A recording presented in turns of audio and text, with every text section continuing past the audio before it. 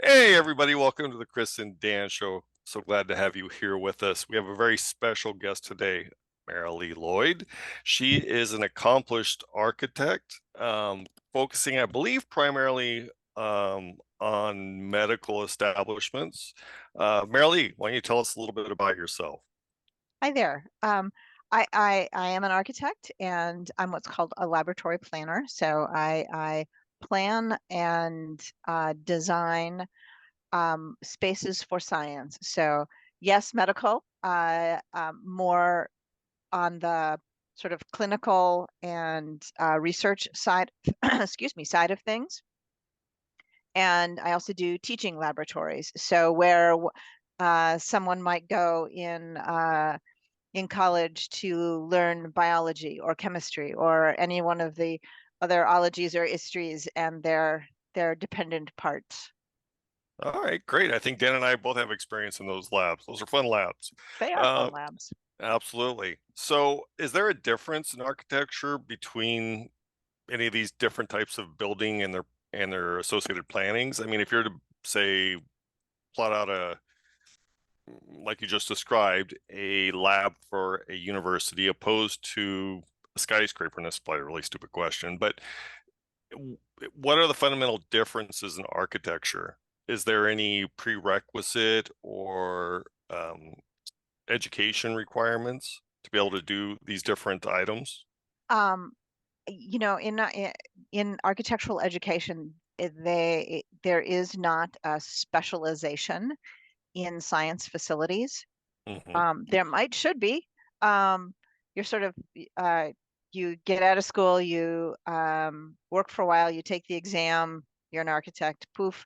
But then there's years of learning and really getting your head around the complexities of what a laboratory or what a research facility or a learning facility is. So within the practice of architecture, there are a lot of subspecialties. There are people who specialize in health and patient focused spaces, people in healthcare who also focus on surgical areas.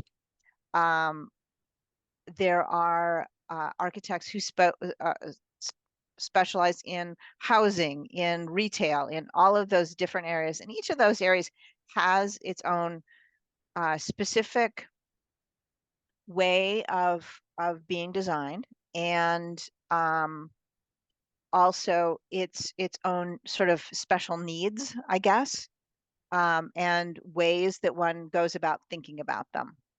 Um, and a lot of times these spaces cross over and there are intersections between them, and different specialists like myself may help out in a different area or do other things in the course of our career and practice.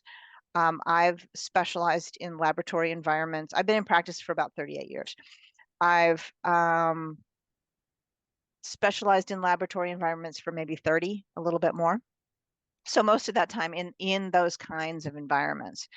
And so the way those are thought about is a little different. For instance, the safety requirements, a little different because you might be dealing with hazardous materials. The visual requirements might be different for a couple of reasons. Maybe you don't want everybody to see into your lab if you're doing a certain kind of research. If you're a company that is trying to bring a new product to market, you don't want certain people coming through your lab to see that. So you want to control views. Um, you maybe need to control the air movement a little bit so that you can, or clean that air a little bit more so that it is cleaner, fresher. Maybe it needs to be drier air. Maybe you need to have humidity control that's a lot tighter than you might find in a shopping mall, in a retail space.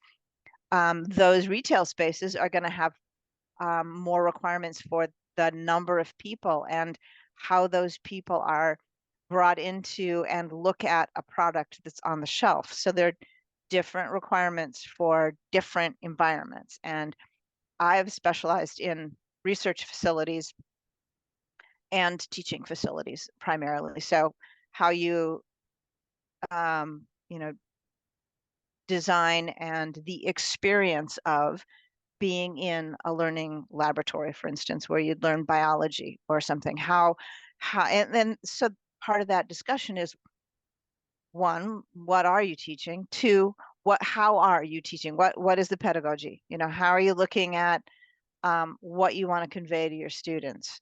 And do you work in teams? Are those teams of four? What other equipment do you need around for the students to access? Do they do that in pairs? Do they do that at all four? How do they write that up in their notebook? Where do they go when they do that? And Hmm. so I'd also interact with our whole project team to talk about, okay, how do we have these cool places for interaction where students can learn, where they can talk to their faculty members, where do they meet them, so that maybe it's not as intimidating as going to the faculty member's office. So we talk about those and what that means to the culture of the space and the building. So, my only exposure, as with so many other things, to architecture is via Hollywood. Um, so, and it's been decades since I've watched it, but the Brady Bunch, right? Mm. Brady Bunch, the father on the show, was an architect. And as a kid, I was kind of interested in being an architect just because of that show. It seemed to be a combination of both art and science. Would you say that's accurate? At least the way it was displayed on the Brady Bunch. Yeah, I would say that's true. Because, and that's one of the things that attracted me both to architecture and to doing spaces for science, um, because it is that art and science. You are designing a space for human experience. We all experience space in our own ways. So that's fundamentally what we're doing. The experience is going to be different in any bit of architecture. So, but there's this whole very logical process of bringing in things like the HVAC systems and the lighting, and all that stuff is logical and rigorous and needs to be thought out. And there's a whole team on a design project of electrical engineers, mechanical engineers, structural engineers, and civil engineers and interior designers. So it's not just me. I am part of a team of experts that come together and conceive of the space as a whole. Mhm. And I like that. I also like the art side of it, because if someone's not enjoying the experience, they're probably not going to go to the building. So, and they're not going to enjoy their work. So it's got to function on the science side. It's got to function as a well-built piece of stuff, and it's got to be an engaging space to be in. So, I do know a number of mechanical engineers, and when anything is changed, regardless of what it might be in terms of engineering, it requires a whole new set of blueprints, guidelines, everything. Is that true of architecture as well? To an extent, yes. Since what we do um, leans on describing the environment so somebody can build it, Hmm. um, putting that kit of parts together so we can convey the information to a builder is key to delivering product for us. And so the whole team will put together a set of drawings. So yeah, we do have to interface. There are a lot of ways to deliver that. As the digital world has advanced, we're looking at, okay, do we just deliver a model to a builder, a digital model? When does that happen? When is it just a digital? Pretty much now we're still delivering paper and an amount of a digital model, so that both the um, contractor who's building it and us and our clients who are going to be in the space can walk through the space in 3 dimensions now, or Mm, put on glasses and walk through the space and see it. that's pretty cool. I mean, again, going back to the Brady Bunch, they used to deliver actual models at scale, right? Right. So yeah, no need to do that anymore with tech, right? Yeah, I mean, we do oftentimes we will have a model, and so we 3D print it anymore, right? Yeah. Yeah. Or 3D printed components so someone can more easily visualize what it's like to be in a space. That's also what's really helpful about being able to walk through the space in 3Ds and put on the, the goggles and navigate through it so someone can really see what their space is going to be like. Now it is still 3D. It's not a perfect, realized, authentic environment yet, but we can come pretty close and let people say, okay, my centrifuge is going to be right here and my GC is going to be right here, so that they see where these pieces go, and so they know how they have to move around in their lab. That is really cool. So do you have this software? I mean, can you create these 3D images? Mhm. That's nice. That's very nice. Uh, s- so curiosity, what if I'm a student, I'm too old to be a student. Well, you're never too old. But let's Never say too I'm, old, Chris. that's right. So let's say I'm going back to school and I've decided I want to be an architect, or I'm debating on being an architect is a better way of framing this. What are some, would you say are some personal attributes that make for the best architects? Curious, someone who's curious, likes, Curiosity. yeah, solving puzzles, likes playing three-dimensional chess or Tetris, because you're often fitting parts together and looking at the whole program or list of spaces for a building and Hmm. what should go where and why and how it best fits together based on how people are going to use and experience the building. So but more than that, it's that curiosity and that interest in asking questions and finding out, well, okay, this is how you want to use this space. Why? What do you do? How do you use that? What's your goal in 10 years and how can this building help you get to that? So it is a curiosity about the world Hmm. and an interest in the world and wanting to make someone's experience exceptional. When you take a design to the planners, which I assume are like the engineers, I have to assume they often come back to you and say, "Hey, this isn't going to work," or do you have some sort of engineering software in place that allows you kind of to guesstimate at what will work and what won't as a structure? Um, we we also have experience to fall back on, and know from time to time how to set things up for success in the beginning. And I will also say that um, we tend to bring in our mechanical and electrical and plumbing engineers fairly soon into the process so that they can be a part of it. And while they might not be as engaged day to day with the client as we are, they are also adding important pieces to the conversation. And I'll talk to the mechanical engineer on a project or the electrical engineer on a project very frequently all the way through, just to make sure and coordinate so that we don't lose track of something. And, I mentioned our digital model. Um, it, when we place something like somebody's piece of equipment in a digital model, that that piece of thing has dimension. So our engineers can see it in space in the room.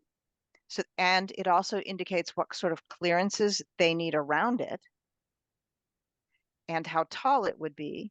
It also says, oh, you need to bring nitrogen to this thing, and it needs compressed air, and it needs this, and it'll tell you, what the PSI is, if it needs exhaust, what the CFM is, what the connection looks like. So they have all that information. And if we move that piece from one side of a room to another, they still know it needs all that information and know they have to move things. So during the design process, everybody has access to the plans, so Yep, they can put in their input. Okay, that makes yep, sense. yep. Makes We're a all Makes a lot more sense than here. I'm throwing this together. Now you can review it, and is this going to work or not? Yes. Makes a lot more sense that way. Yeah, it has made it easier to collaborate and coordinate. Since they can see our stuff, that we can see their stuff, and it all forms a digital model of the whole building, Hmm.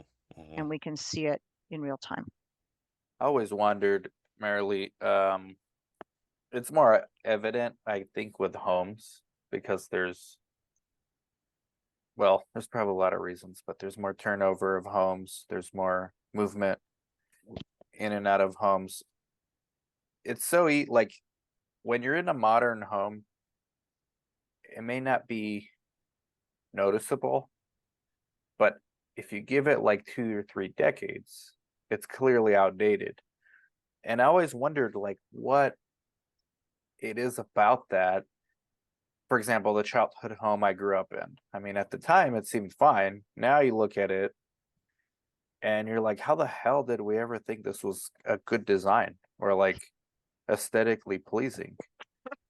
And I'm pretty sure we're gonna feel that way about the homes we're in now. 20 years from now, but we don't see it. So what is this thing that I can't articulate? Is it like, do architects have like influence over this? Or is it just the greater zeitgeist of preferences that change? I find this fascinating that I can't understand it, and having a hard time to even explain what it is. I think that it's a variety of influences, and it may change based on different people and different cultures, really. I'll caveat my next words by saying I live in a 100-year-old house. But it's So updated, right? I yeah, mean, yeah, it That's the has. thing. Yeah, the When they kitchen get has been, updated, you can tell. yeah, you totally can. And I think part of that is the technology has advanced and changed. And so a 100-year-old house wouldn't have a microwave, wouldn't have or the same sort of bathroom facilities. may Right. not But even have my house has all, electricity. yeah, my house has all that. So it is the change of technology, but it's also how we use our houses too. But it's even Um, like 10 years. You know, yeah, it's not, you don't have to go 100 years. You just go 10 years back. And fashion, I guess it's related somewhat to fashion, but there's something like collectively in our society that flips and says, okay, now this is good and this is not good. But at the time, I mean, it's the same function, right. functions the same. Well, and where, I think where families eat dinner may change. Mm. Maybe people aren't so much sitting down to dinner in a regular dining room, but maybe they're sitting at a counter or a table off or near the kitchen adjacent to where a TV or other item is. So how they Mm. use both technology and what their culture is. Maybe everybody puts their phone down and sits together for dinner. Yeah.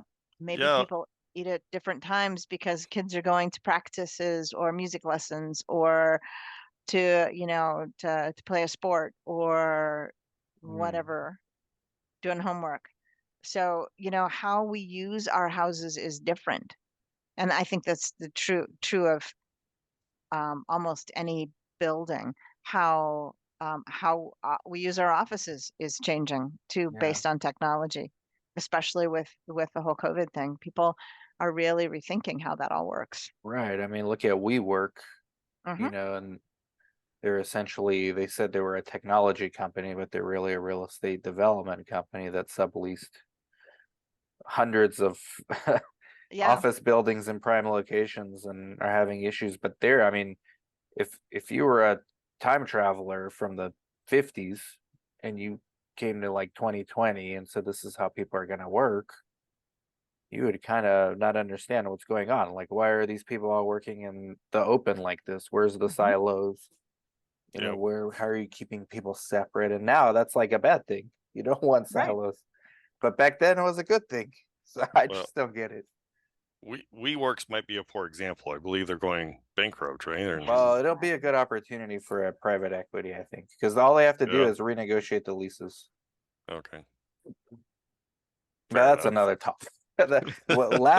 Healthcare and labs I believe those styles change less frequently because style, correct me if I'm wrong, aesthetics maybe takes a backseat to functionality. I would Um, absolutely agree with that. but maybe not. I mean, what do you think I- about this? I guess priorities change. Hmm. Um, a, a lab of 50 years ago or so would probably have be more broken up. Hmm. We do more open labs now. Um, Mm, probably less access to daylight. mm, Um, and now we're more mindful about how we bring daylight in. Because there are certain lab spaces where people are working where they absolutely can have daylight, but there are other things where we need to keep daylight away. The instruments or the Hmm. kind of research requires a completely darkenable space. So being mindful of that Mm. is part of the process, and um, really thinking about how people want to do their research and what makes them um, want to stay in a place and work, make it easier for them so that it's less strain on your eyes if you can glance up every 20 minutes and look out and see something green. It's better for your disposition, Hmm. better for your internal functions to see daylight and to know cognitively where you are in the daytime rather than being in a gray walled box. So there are both health benefits and psychological benefits, as well as, and if people are healthier and happier, they're going to work better and think of new things. They're going to be innovative. They're going to learn better. All right, so we got a hot seat question here. So Uh-oh. Okay. I'm gonna I'll put do you what I on it. can. I'm gonna put you on it, Marilee. Uh-oh. So there was a certain lab in China that came under fire. Was there anything wrong with the design of that lab? Did anything hit you in that design could have been a little better? I have not seen the plan layout of that laboratory, so I do not Okay, know. okay, fair enough. You took the easy way out. I'm Yeah, pretty I sure did. the CCP designed that, and well, I don't know what their priorities are. Maybe we should study CCP architecture. Well, Yeah, I don't know if that was, obviously a research lab. I don't know if that was there are biological safety levels, and mhm. I don't even know if that was a level 3 or level 4 lab. What's the And there difference are between the two? control of the perimeter and the HVAC systems, redundancy in the systems, cleanliness of the air, a lot of protocols about how you gown up and degown, how you shower in, shower out, lots of both protocol and cleanability and safety requirements. Have And you yeah, have you designed both 3 and 4? not 4, but Not 3. 4. There Okay. are very few 4. You read the And book about Ebola, Chris, from the 90s? Red Alert. Yeah. No, I think it was Outbreak or something like I that. I Outbreak, read there was 13 monkeys. Yes, that one. So they explain like this level 4 to the T in that book. I'm assuming it's relatively accurate, or at least back then for the 90s. Well, that's kind of interesting. Hmm. yeah. I enjoy doing particularly gnarly, interesting, difficult labs like that. They're Interesting. fun. How much of the budget do they allocate to like, hey, make this look cool also? Or is it not really part of the It's discussion? part of it. It's part of the conversation, and it depends on the focus. And it isn't.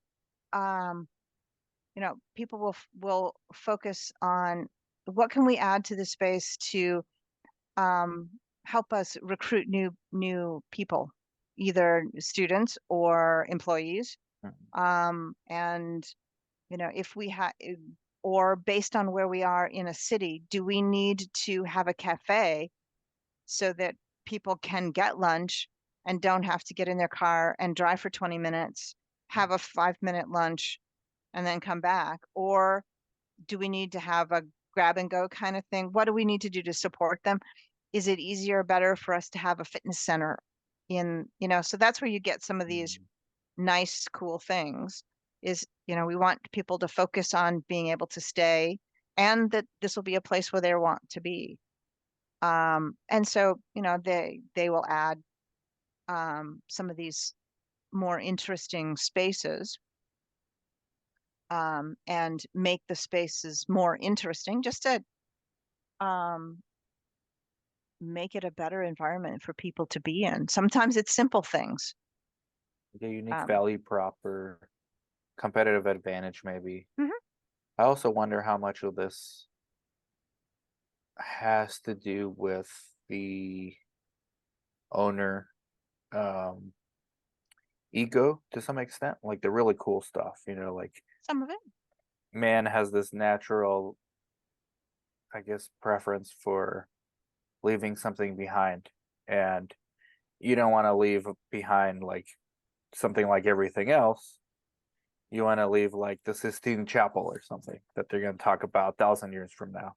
That can be somebody's focus. Absolutely. Do we actually have anything though similar? Like I always wonder, 1,000 years from now, when a new civilization like studies us, I wonder if So anything's yes, gonna be memorable as far as like mm, industry, modern day coliseums. but like industry, like because right now it's capitalism, and so they would study our skyscrapers or maybe even some hospitals, but I don't. Are any like actually memorable? They all seem relatively ubiquitous, or maybe I'm just ignorant. I think that there are, well, I'm biased. I look at architecture a lot. Yeah, yeah. So there are some absolutely beautiful spaces and What's some beautiful cool ones? buildings out there. Yeah, What's there some are. cool ones that are underappreciated by the layperson Oh gosh, wow. Um, In in your America, space, in your area, like it, in your industry? I would add America as well, because again, I said the Coliseum and there's other such historic monuments, but something newer. um, well, I think that, gosh, most architects are doing some very interesting work. There are a lot of um, trying to sort of keep it um, local to me. Um, we've done several, um, well, across the nation. We do like corporate headquarters where we will make those interesting, engaging spaces that reach out to both the community. I'm thinking about a building that we're doing in Houghton, Michigan. So not close to much of anything, but a really cool Michigan Technological University is a really dynamic, really cool school. And we're doing an addition to a chemistry building, which is in itself pretty much a full research building with some learning spaces. And it has energized a section of campus, and it has community outreach because some of the classes are, or not classes, some of the research has a clinical component. So there will be campus outreach, um, or community outreach from the campus. So those things have a sort of profound effect locally. And I don't think we can discount that. I don't, in terms of, great big buildings that are going to sort of change the course of the world, I think of things like the Empire State Building. Okay, but that's sort of like saying the great man theory, and we've pretty much determined that maybe it wasn't always just the great man. There are hundreds and millions and billions of normal people who do one little thing that make a big difference to somebody else. And it's same true with architecture. Mm. You do the best you can and make a profound impact and change people's worlds that way. Mm. One space at a time. One small change at a Yeah. time, maybe. So I'm curious. a lot of people are concerned about their job space, their industries, their careers, because of the threat of tech. Is there any such concern in architecture, right? Is AI going to replace architects? I think AI might be a tool for us like it will be for anyone else. And you can, AI, you can create images with AI. And so you might be able to create an image of a place that you could ultimately build, but actually building it and actually having someone design and work out how it actually can be built, made physical reality, is a huge leap from, creating an image to making it real. And I don't think that AI is quite there yet. So probably, as we discussed earlier, I would assume AI could probably handle the science side. It's more the artistry side that AI is incapable of without guidance. Yeah, and I'm thinking about things like MEP, HVAC systems and laying out ductwork. Hmm. Um, I think that that may be more possible sooner, but I don't think there's an AI system that does that yet. Be, there may be something that helps an engineer visualize it and helps an engineer size, but they're still sizing things. There are tools that help structural engineers size the structural systems, structural members, but they are still conceiving the layout based on the image from the designer. Yeah, now that I'm thinking about it, I would think an engineer might be replaced before an architecture when AI gets there, right? Because it's pretty much all science and engineering. It is, but I gotta say, some of the very good engineers that I work with, um, they are always thinking forward and understanding new systems and how they could make something better and how they could press press the boundaries of their own science, their own, you know, push it into art, Mm. make it more interesting. We have done engineering buildings before where we want to expose the systems, expose them. And so we talk about painting all the systems different colors so someone could see the difference between the supply ductwork and the return ductwork, or the steam from the the water. So you could see what these systems are. So, I think that, and there are systems for how those are color coded. Um, so I think that there are ways that they can, and that's a very simple explanation, but they push their own envelope and move things into art and accommodating that overall vision of how a building should be, because someone may want a high ceiling and the ducts don't fit up there. And how do we do that then? How do we make that system work? So there's a lot of ingenuity and creative thinking that a good engineer has to do. So architecture safe. So what I'm hearing you say, Uh-oh. architecture is safe for the next 20 years from AI. I hope so. I hope so. I got things to do. All right, well, fair enough. A lot of people are concerned about AI. That's why I thought I would ask in Yeah. terms Yeah. of their careers and how much is going to be eliminated. I I get that worry, that I think it's going to change things. Hmm. So it'll be a better tool than anything else. I That would be my hope. Hmm. You still have another 30 years to work, right? Close to that, maybe. We'll see. So you're primarily focused on labs, but you said, I believe, for about 8 years of your initial career, you did other things. What did those other things consist of? Retail, and Oh, a little bit of like medical environments, doctor's offices, things like that. So commercial buildings, schools, and by schools there I mean K-12, kindergarten through Hmm. 12th grade. Um, things like that. And I've done, oh, let's see, conference center offices, that sort of thing. Okay.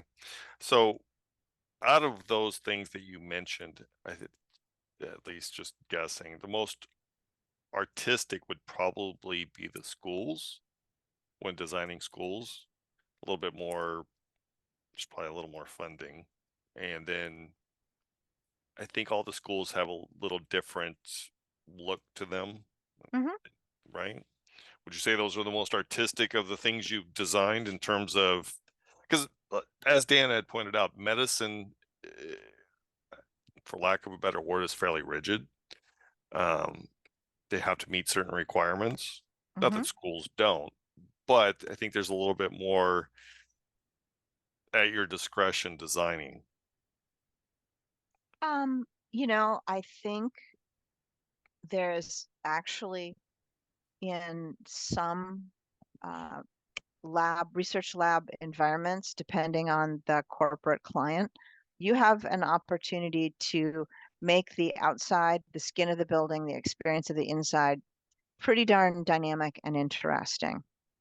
Um, schools, um, schools often you can do some interesting and really fun things that engage and bring students in. Um, but there is, for some research clients, there is a need to um, show themselves, to express the building becomes a billboard or a conveyance of their culture and values. Whereas a school often wants to, especially like a middle school or an elementary school, wants to be a part of its fabric of the neighborhood that it's in. It wants to be interesting and engaging and fun and exciting, but it wants to be a part of its fabric. And sometimes a research building does want to be a part of its fabric and fit into its urban environment. Absolutely. But other times you have the opportunity to express a little bit more, maybe because I think sometimes there is the funding, Mhm. but it really, I I really prefer to think that you have the choice to do great design anytime Regardless of the of budget. monetary. Yeah, Yeah. yeah. I mean, it is a challenge with um a tighter budget, and budgets are tight everywhere these days. People want, but people also want something that's interesting. Hmm. So it is always a balance. One more burning question. Yes, sir. Unless, and then Chris has a game. Chris is full of games Uh-oh. on his show. Uh, the metaverse. Okay. I think virtual reality can change everything at some point, maybe 100 years from now. Are you guys incorporating any of this into your Mm. plannings now, or Yeah, do you see to an it extent. coming Yeah, to some extent? absolutely. I do. I don't know that I would call it, I don't know if we're really going to call it the metaverse. Well, no one really knows what that is, but Yeah. Zuckerberg said that, so everybody goes with it. Um, the collaboration platforms and the way technology is embedded in collaboration is becoming increasingly important. And the way conference rooms are structured for interaction, very much like we're having here, because I don't know if your podcast will show faces, but we can all see each other's faces. So there's that. So that level of collaboration is sort of one step toward it that we didn't have 3 years ago or 4 years ago. But there's also the um, looking at being able to look at the data from your experiment wherever you are in the world. So all that data can be housed in a cloud and you can see what your instruments are doing. And then you can share that with your collaborator who's in Asia or the UK. So there's Nice. that level. Flattening the world. The world is Yeah. flat. Thomas Friedman wrote that in 05, and he was absolutely right. Yeah, and that is real time stuff. And Mhm. to be able to talk to your collaborator um, in a room just outside of your lab, or even with your lab or in your lab on a tablet or something, so you can see them and exchange information and show them, hey, here's my piece of equipment and this is what it's doing. So all that is coming, and I think it is only a matter of time before there is a projected self in some way. Maybe it's, a little bit more uncanny valley at first, and then it becomes more real. But yeah, I think that it is, we are absolutely on that path. Very nice. So I have one final question. Okay. So I have a son. He's a senior in high school. Very good grades. He's still not sure what he wants to do with his life, though. He's leaning towards going to college and engineering. Would you recommend architecture for somebody contemplating what I'm going to do with my future, not real sure? Would you recommend taking a look at being an architect? And Sure. if so, why? And if so, or if not, why not?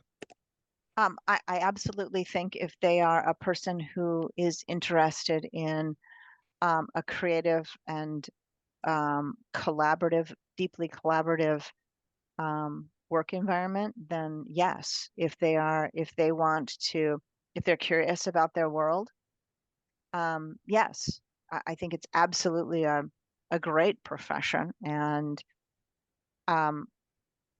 I think if they are more interested in more systems thinking, then maybe mechanical engineering or electrical engineering are a better fit, but you don't know unless you try, unless you ask questions. Yeah. So yeah. So there's certainly careers available in the engineering space. Is it Mhm. difficult to find a job or career path in architecture, or is it relatively easy? It is um it's relatively easy. It is a very rigorous program. And it's not an easy profession. I mean, there is a lot to learn both in the course of university study and as a professional. It is a very deep profession that sometimes it takes longer than a lot of young people think to get good at something, because the the state of technology is always advancing. There are always new building things coming in. So it's a You're always learning. right. And if that's something that someone doesn't want to do, then it could be a problem. But or not as much fun for them, maybe not a problem, but just not as much fun for them. So I, I think it's a great profession. I don't know what else I'd do. I think it's fun.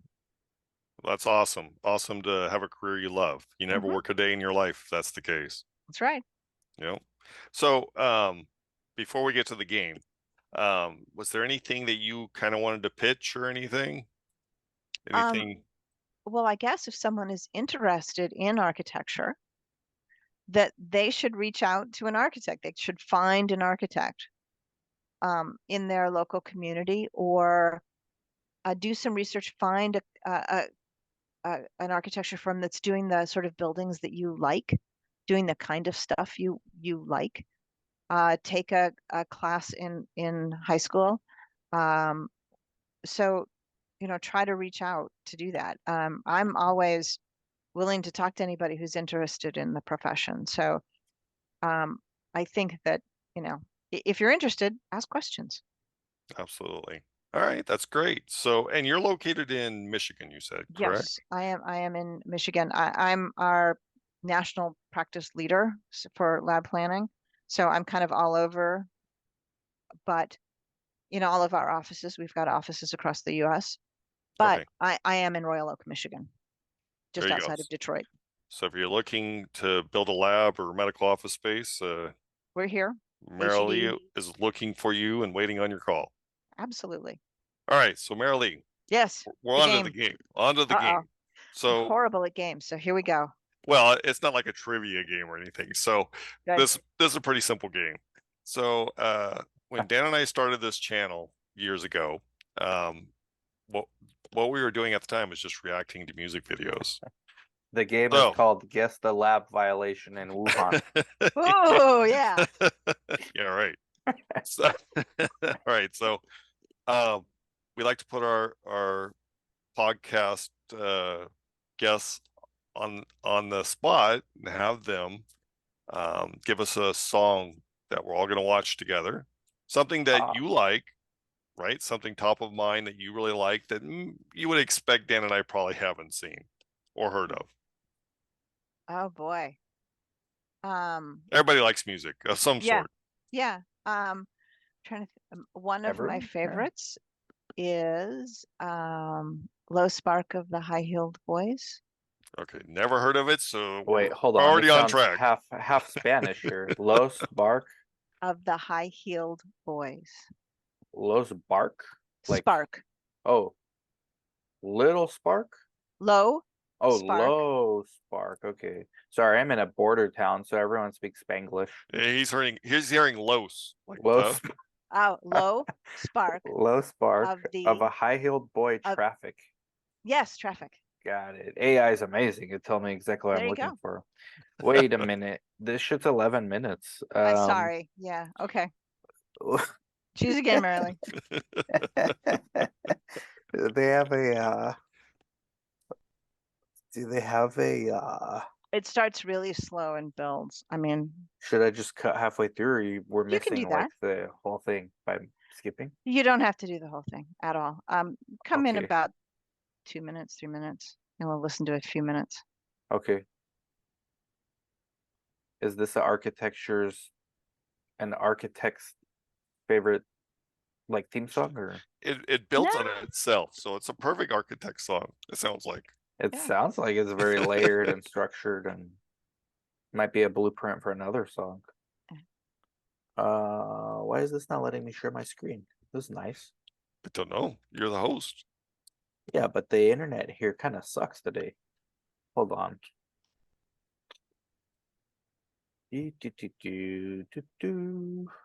Worst case, Dan, we'll have you sing it. Wow, I wouldn't know where to start. I mean, it would be Yeah, pretty just look up amazing. the lyrics, and Marilee and I will laugh at you. Chris, you might have to like share your screen and play this, because I've been having issues all day with the internet here. Zoom showing me blank screens. Maybe I could remove this. Let's try to remove this. Okay, so I only know the first word, low. What is it, I have Dan? the video in the chat. Let me put it in the chat. Okay. You might have to just share the screen and all that stuff. Chat. Zoom tries to change things up, I don't like this form over function type of thing. To borrow from architect terminology. So, what are you working on today? Picking up the Duralast brakes I ordered online this morning. Right now. All right. So did you give me permission to share my screen? I will now, and make sure on the bottom when you hit share that you put share sound underneath. There's like a little checkbox. All right, perfect. You can hear it? Let's see.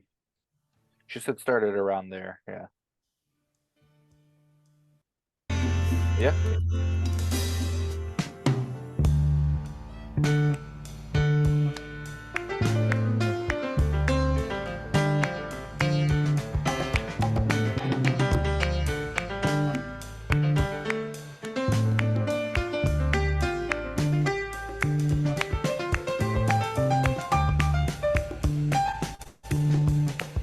would be a cool like office.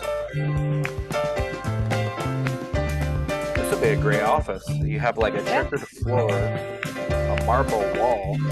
It's supposed to be a marble floor and maybe a checkered wall, but they're just. I could see why Yeah. you like this just off of Yeah. the image itself. It reminds me of Disney California, and you're walking down the street towards the theater. Ah, yes. That's what it Yes. reminds me of. Also, Game of Thrones, where they put the people in the dungeon like high up in the mountains, and they only had a little bit of space, and like it was just free fall. Yeah, Like, and it was your own fell prison. asleep and almost rolled off the side. Yeah, it's giving me those kind of vibes too. Maybe making me a little anxious. Let's see. Let's Nice. see.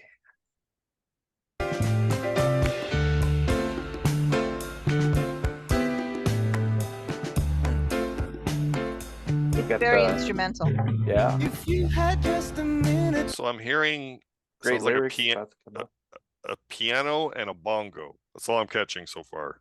And the bass, there's a bass there too, yeah. Is there? Okay. Yeah. Chris, you can't miss the bass. Man. Can't miss it, huh?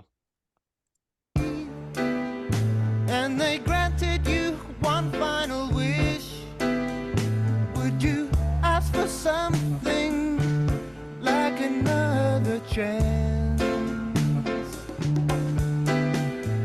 Or something similar as this? Don't worry too much, it'll happen to you. As sure as your sorrows are joys.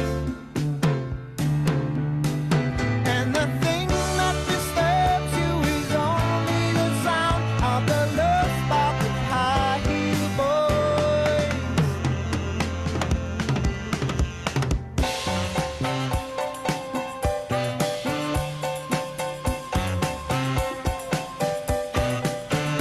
The percentage you're paying is too high price while you're living beyond all your means.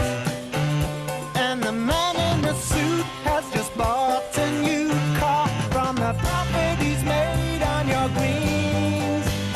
But today you just read that the man was shot dead by a gun that didn't make any noise. But it wasn't the bullet that laid him to rest, was the love spark of high heel boys. High heel boys. So Marilee, I gotta tell you, piano is easily my favorite instrument.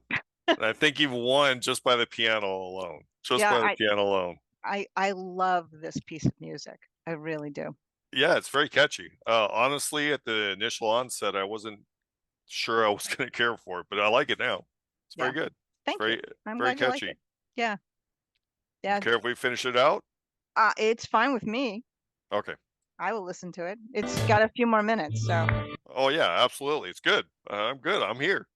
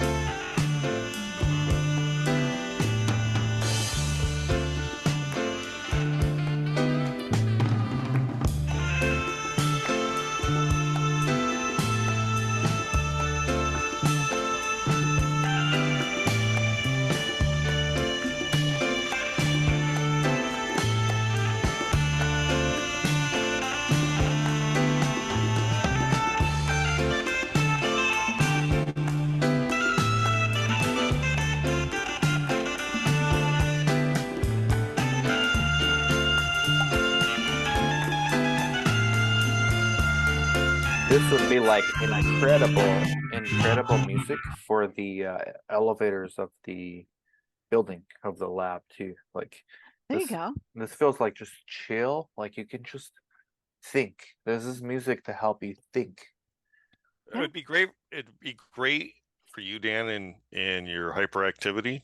Hmm. For me, it's actually kind of uplifting.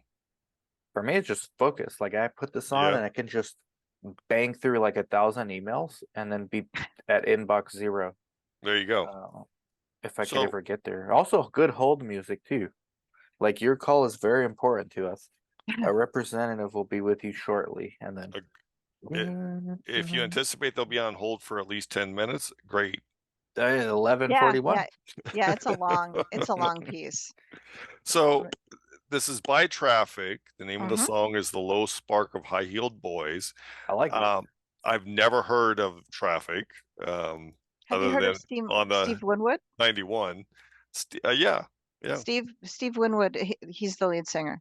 Oh, okay. So this is probably came out in late 70s, It Yep, says 71 right early there. 70s. early Early 70s. Yeah. Oh yeah, 1971 says it right there. Duh.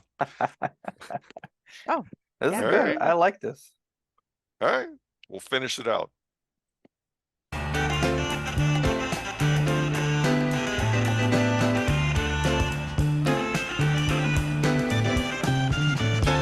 Hyper focus.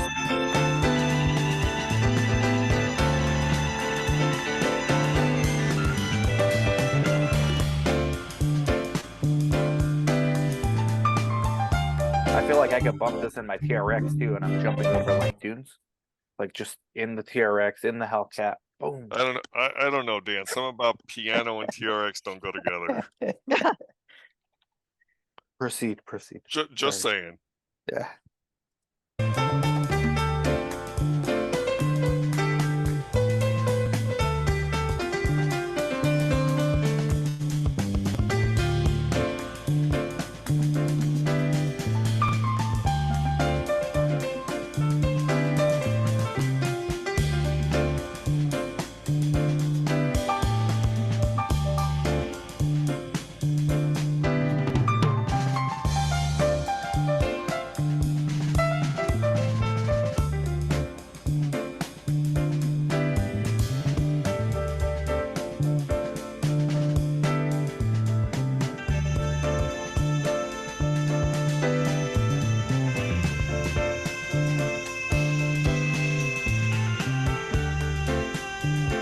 Do you listen to this? Do you have any specific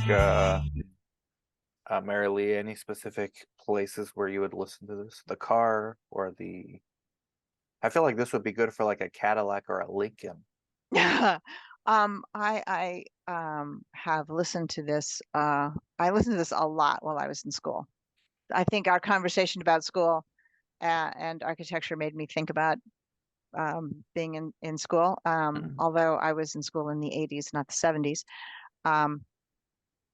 That this was a favorite piece that would be played Yeah. in studio. This would slap like anywhere Slap. maybe. Like on a like Dr. Seuss, on a boat, on a plane, on a train, in a See, car. I'm thinking more if the Rat Pack ever or whoever Ah, their music were to sue Bellagio, this would be a replacement song. this Yeah, would this- be like Rat Pack. At tries- Bellagio. At the Bellagio. You know how all they play is Yeah, no, I know. You know how Rat Pack only smokes cigarettes. This would be if Rat Pack did some ayahuasca. I think that would be like cigars. Cigars. some cigars with some funny stuff in it. No. I don't think it's got so. elements of like like it does make you think deeply. Yeah, I like this. I like this a lot. I'm trying to like pinpoint it. Well, I don't know if you were here when I said you blacked out your screen, but you can't go wrong with a piano. When the No, focal you can't. You point cannot go is wrong. the piano, can't go wrong. No, I was here. Somebody walked through and they don't want to be on camera. All kind of HIPAA laws and all kind of stuff. Certainly. Cool.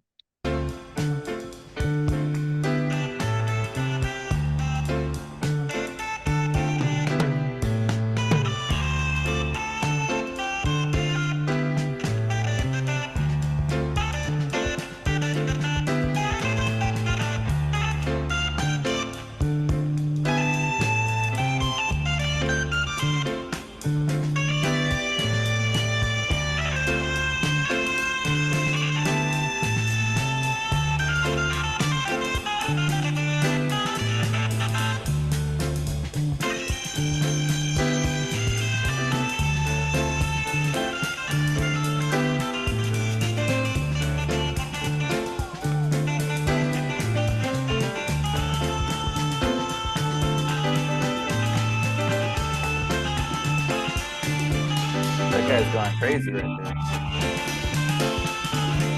It's pretty jazzy. Yeah, he's deviating from the status quo. You know? Blues to jazz. Yeah, the lost trumpeter. He's like drifting off. They have to go catch him.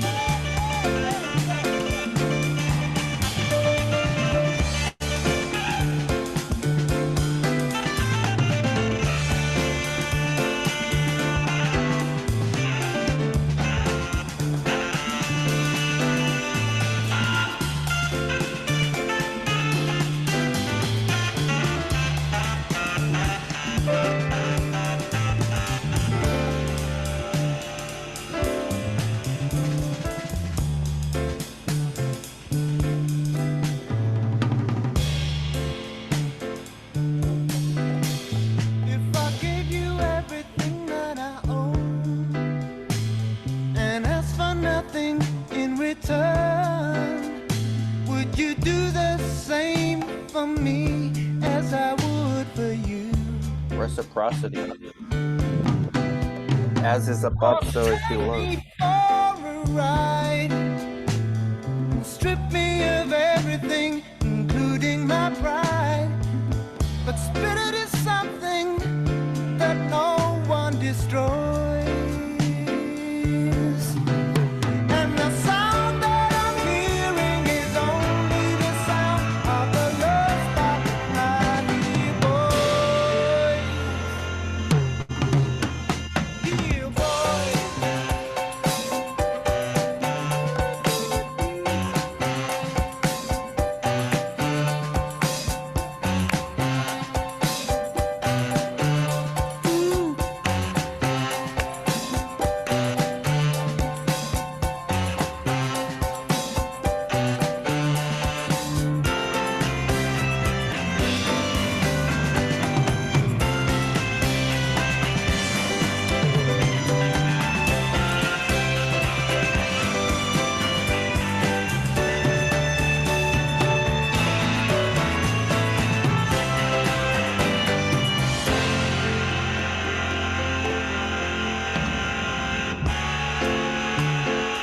Oh, it's getting heavy metal here. If you listen closely, it's the early inspirations for a young Metallica. They're It's funny listening. you say that. It's funny you say that because I was curious how this would be categorized, what genre of music this was, Mhm. and it surprises me. It says it's rock. I would not ever. The fastest way to increase the length of your Alright, manhood. Chris, we're you giving want free I- commercials now to I would never say Chris rock. and Dan show. I don't know. Doesn't appear to be rock to me. I always start my screen share. There we go. Does not appear to be rock to me, but I would say blues or This- jazz. I would say it's good.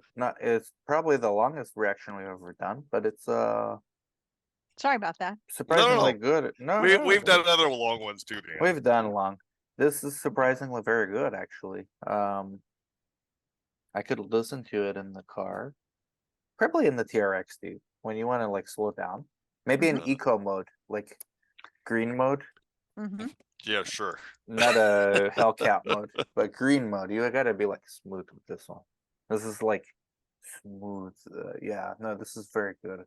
I can see why you like this, Marilyn. This is Well, like I told Marilee, if it's got a piano in it, you're halfway home to have a winning song. And I actually was surprised. I enjoyed that. yeah. Cool. I'm glad you did. Thank you, Marilee. Hopefully Yeah. everybody go connect with her. You learn a thing or two, not just about jazz, but about and rock, but about architecture and you know where the world is headed. You Yeah. guys have to understand these architects, they're here to make our lives better and to make our lives more practical as well. There you go. Cool. Well, Marilee, we really appreciate having you on. Until next time, I guess goodbye. Yep. Bye to everybody. you very Thanks much. for watching. Thank you. Bye bye. Thanks. Bye-bye. Bye-bye.